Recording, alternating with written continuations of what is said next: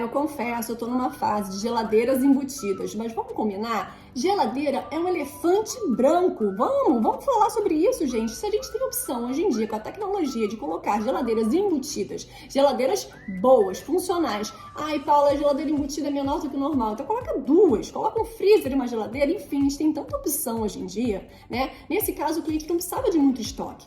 Então a geladeira embutida serviu como uma luva ali. Porque ele não precisava de muito espaço para armazenamento e, ao mesmo tempo, não precisava de uma geladeira no meio da sala dele. Sim, então a geladeira embutida ficou super disfarçada no nosso painel ripado, que escondeu armário, escondeu outras coisas, enfim, quem olha o grande painel não sabe que tem ali dentro geladeira, armário, enfim, um monte de coisa.